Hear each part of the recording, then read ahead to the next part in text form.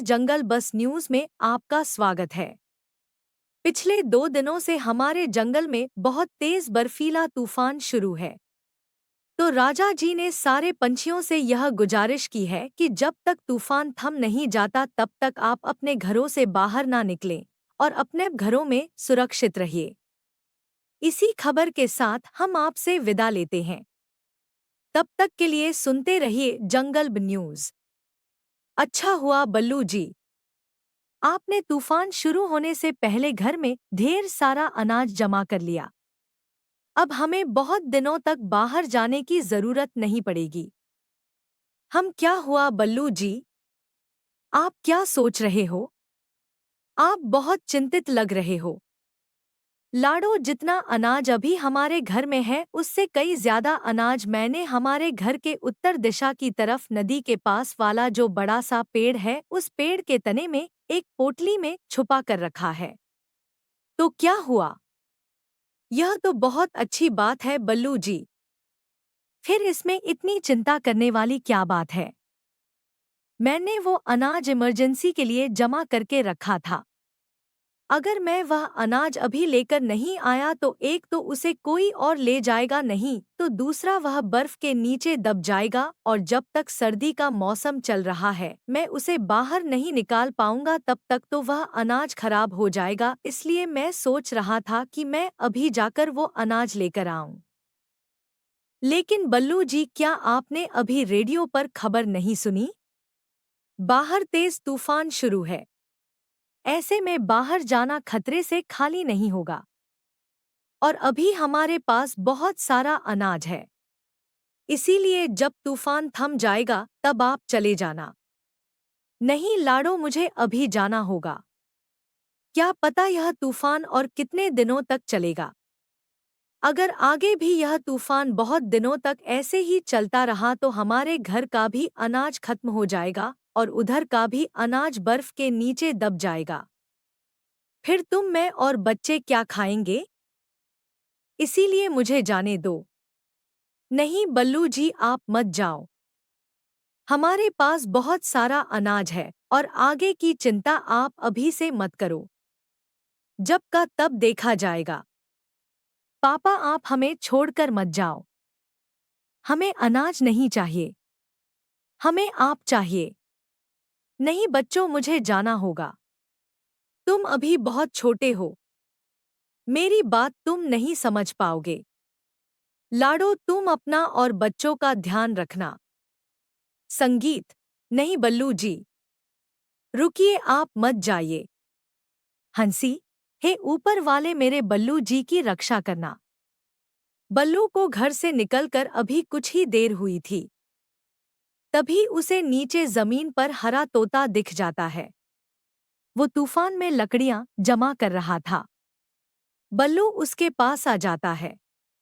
अरे तोते, तो इतने तेज तूफान में बाहर क्या कर रहा है? अरे क्या बताऊं बल्लू, इस तूफान की वजह से मेरा घोंसला टूट गया।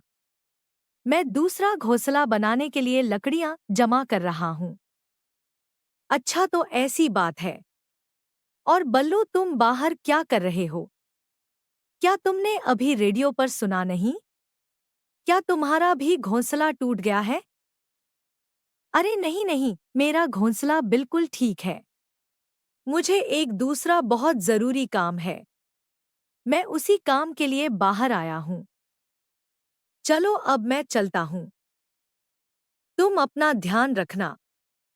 इतना बोलकर बल्लू वहां से आगे चला जाता है। भूरा उन दोनों की बातें ऊपर बैठकर सुन रहा था।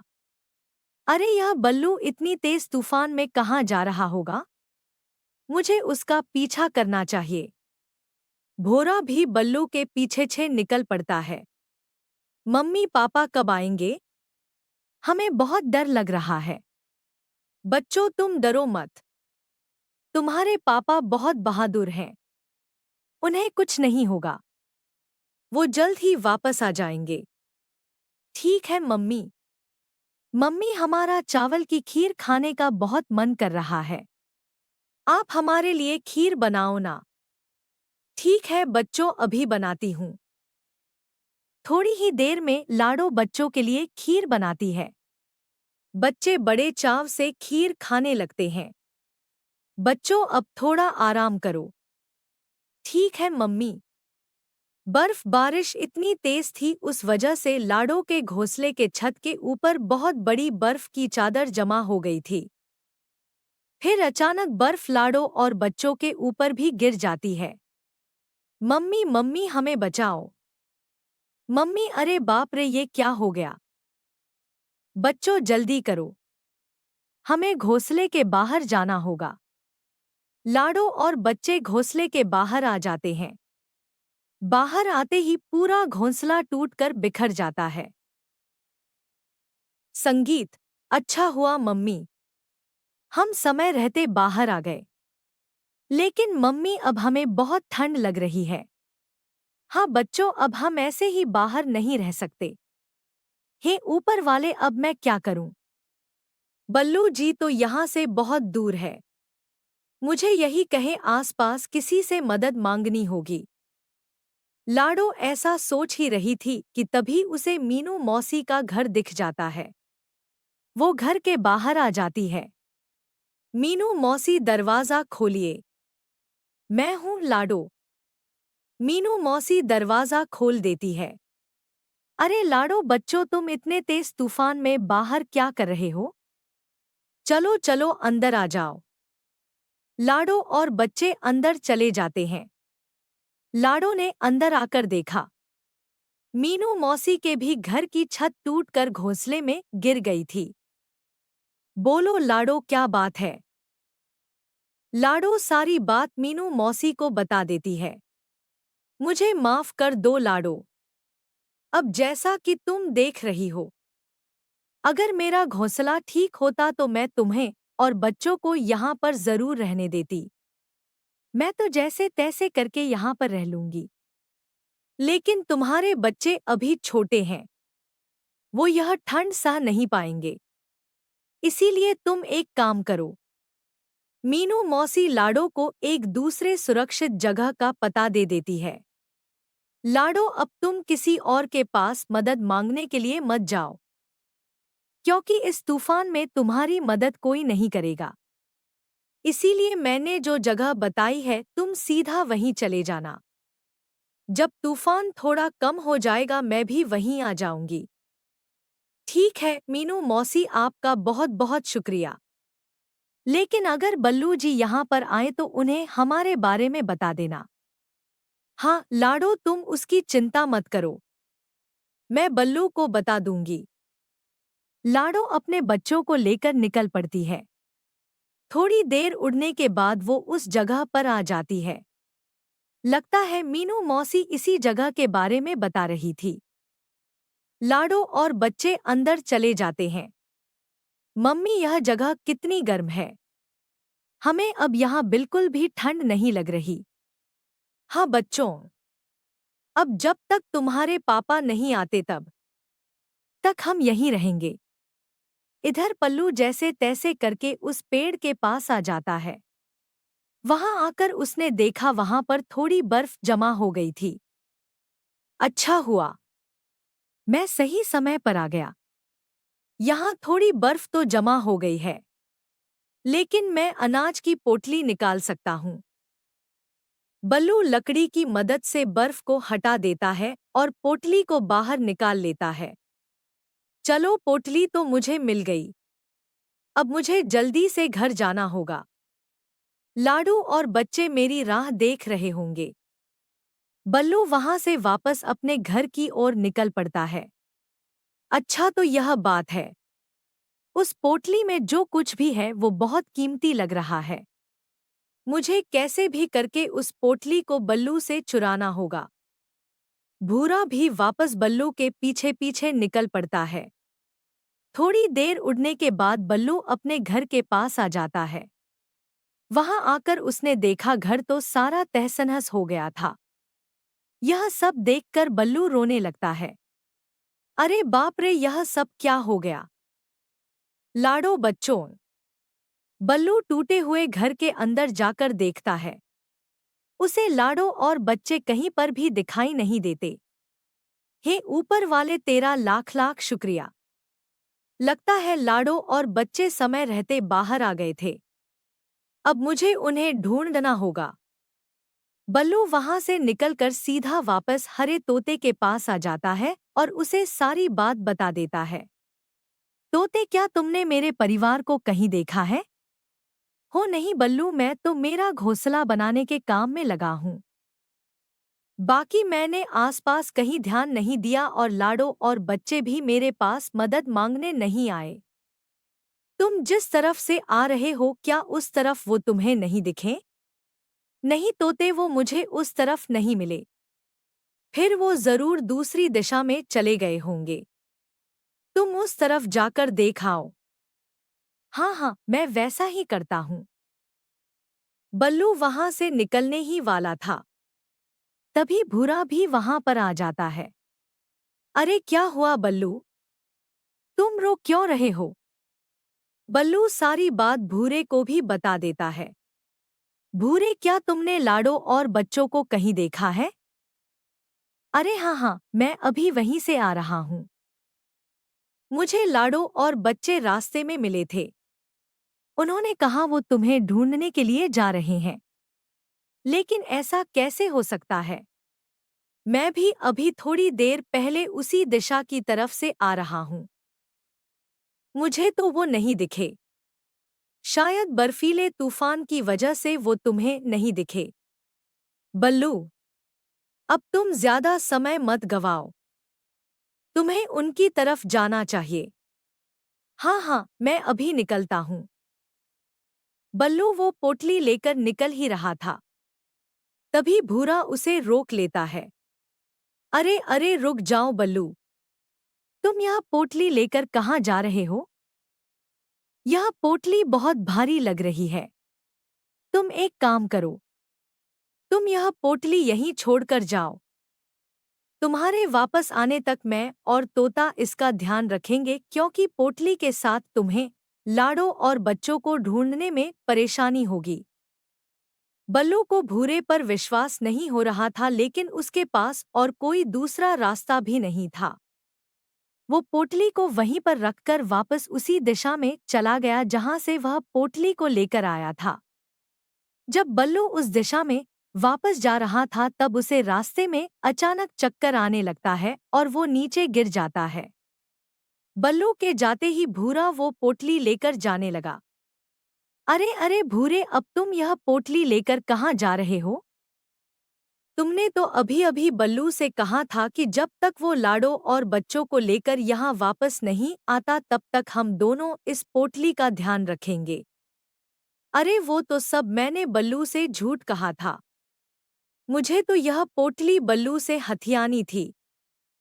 अब तू चुपचाप तेरा काम कर, मैं तो जा रहा हूँ। भूरा वो पोटली लेकर वहां से चला जाता है। थोड़ी देर बाद वो मीनू मौसी के घर के बाहर से गुजर रहा था। तभी मीनू मौसी उसे अपने पास बुला लेती है। भूरा मीनू मौसी के पास आ जाता है। संगीत, अरे भूरे, तू इतने तेज तूफान में बाहर क्या कर रहा है? मीनू मौसी, मैंने इमरजेंसी के तौर पर यह अनाज इस पोटली में रखकर एक जगह छुपा कर रखा था। मैं उसे हिलाने के लिए बाहर आया था। अब मैं मेरे घर जा रहा हूँ। अरे वाह भोरे, यह पोटली तो बहुत भारी लग रही है। लगता है तूने बहुत बड़ा हाथ मारा है। अरे मेरा मतलब बहुत सारा अनाज जमा किया है। हाँ मीनू मौसी, चलिए अब मैं चलता हूँ। अरे अरे रुक जा भूरे, मुझे तुझसे एक और बात पूछनी है।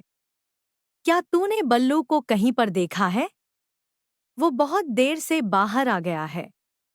लाडो और उसके बच्चे उसे ढूंढ रहे हैं। मैंने उन्हें एक सुरक्षित जगह पर भेज दिया है।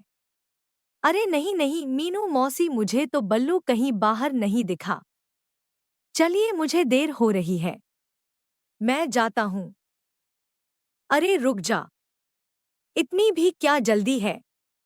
यह भूरा मुझसे जरूर कुछ ना कुछ छुपा रहा है, और यह अनाज की पोटली इसने जरूर किसी से चुराई होगी। अब मैं इसे सबक सिखाती हूँ। अरे मीनू मौसी, क्या हुआ? आप क्या सोच रही हो? भूरे, तेरी तरह मैंने भी ऐसे ही एक जगह अनाज छुपा कर रखा है। लेकिन अब मेरी उम्र हो गई है और इतने तेज तूफान में मैं उड़कर वहां पर नहीं जा पाऊंगी। क्या तू मेरे लिए वो अनाज लेकर आएगा? बदले में मैं तुझे उसमें से आधा अनाज दे दूंगी। अरे वाह, ये तो बहुत अच्छी डील है। अरे क्या हुआ भूरे? अब तू क्या सोच रहा है? ठीक है मीनू मौसी, आप मुझे उस जगह का पता बता दो। मैं जाकर आता हूँ। मीनू मौसी भूरे को एक गलत जगह का पता दे देती है। संगीत। अरे रुक जा भूरे, अब तू इतनी भारी पोटली लेकर कैसे जाएगा? तू एक काम कर, यह पोटली यहीं पर रखकर अनाज लाने के लिए चला जा। तेरे वापस आने तक मैं इस पोटली का ध्यान रखूंगी। ठीक है मीनू मौसी। बुरा वो पोटली वहीं पर छोड़कर निकल पड़ता है। चलो अब मैं यह पोटली लेकर सीधा लाडो के पास चली जाती हूँ। लाडो और उसके बच्चे भूखे होंगे। यह अनाज उनके काम आएगा। मीनू मौसी अपने घर से निकलने ही वाली थी, तभी हरा तोता उनके घर के बाहर आ जाता है। अरे तोते, तू इतनी तेज तूफान में बाहर अकेला क्या कर रहा है? हो अरे क्या बताऊं मीनू मौसी, इस तेज तूफान की वजह से मेरा घोंसला टूट गया। मैं बहुत देर से लकड़ियां जमा करके मेरा दूसरा घोंसला बनाने की कोशिश कर रहा हूँ, लेकिन तूफान की वजह से घोंसला बनाने में बहुत दिक्कत आ रही है। फिर मैंने सोचा आपका घोंसला पास में है, क्यों ना तूफान के थमने तक आपके घोंसले में रुक जाऊं। अरे यह पोटली यहाँ कैसे? मतलब तू इस पोटली के बारे में जानता है? अरे मीनू मौसी, तोता सारी बात बता देता है। बेचारा बल्लू, अब उस भूरे की वजह से वो इतने तेज तूफान में अपने परिवार को बाहर ढूंढता फिर रहा है। अच्छा तो ऐसी बात है, मुझे लगा ही था। कल मुँह भूरे, मैं तुझे बाद में देख लूंगी। तोते अब तू मेरी बात ध्यान से सुन। मीनू मौसी अपनी सारी बात तोते को बताने लगती है। तू बल्लू को लेकर मेरे बताए हुए जगह पर आ जा। मैं यह पोटली लेकर वहीं पर जा रही हूँ। ठीक है मीनू मौसी। तोता बल्लू की तरफ निकल पड़ता है और मीनू मौसी पोटली लेकर लाडो और बच्चों की तरफ निकल पड़ती है। इधर भूरा मीनू मौसी के बताए हुए जगह पर आ जाता है और अनाज की पोटली ढूंढने लगता है। बहुत देर तक ढूंढने के बाद भी उसे वह पोटली वहां पर नहीं मिलती। थोड़ी देर बाद उसे उस जगह से थोड़ी दूरी पर एक दूसरी पोटली मिल जाती है। लगता है मिन मौसी को यह जगह ठीक से याद नहीं थी, लेकिन कोई बात नहीं, पोटली तो मुझे मिल गई। अब सीधा उनके पास चला जाता हूँ। संगीत।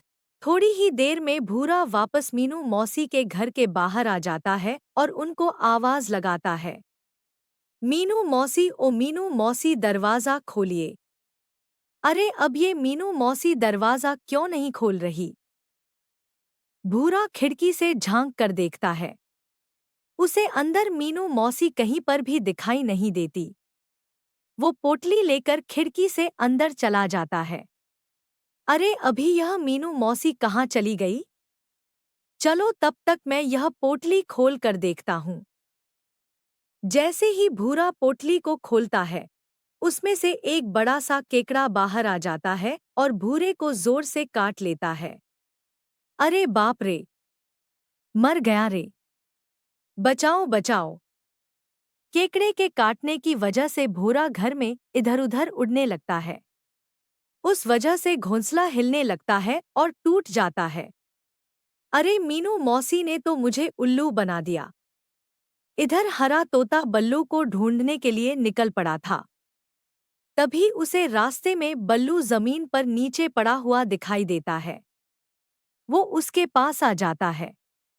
बल्लू, अरे ओ बल्लू, उठ जाओ। संगीत। अरे मुझे क्या हुआ था? अरे बल्लू, लगता है तुम्हें चक्कर आ गया था। चलो मैं तुम्हें लेने आया हूँ। तोता रास्ते में सारी बात बल्लू को बता देता है और उसे लेकर लाडो बच्चे और मीनू मौसी के पास आ जाता है। मीनू मौसी और तोता लाडो और बल्लू को सारी बात बता देते हैं। लाडो, अब हम सबका घर टूट गया है। अब जब तक तूफान खत्म नहीं होता तब तक हम सब यहीं रहेंगे। अरे क्या हुआ? आप खाली हाथ क्यों आए हो? और केकड़ा कहाँ पर है? अरे यार, छह लगता है इस तेज तूफान की वजह से मेरे पंजों से वो पोटली कहीं नीचे गिर गई। अगले थोड़े ही दिनों में तूफान थम जाता है, लेकिन लाडो और बल्लू का साहस नहीं थमा। उन्होंने सीखा कि सच्ची दौलत अनाज नहीं बल्कि परिवार का साथ है और लालच हमें अकेला छोड़ देता है। लेकिन एक छोटी सी दयालुता भी हमें बड़े से बड़े तूफान से भी बचा सकती है। दोस्तों, आपको यह कहानी कैसी लगी? हमें कमेंट्स में ज़रूर बताना। और याद रखें, जीवन में चाहे कितना भी बड़ा तूफान क्यों न आए, कोशिश करने वालों और दयालु लोगों की कभी हार नहीं होती।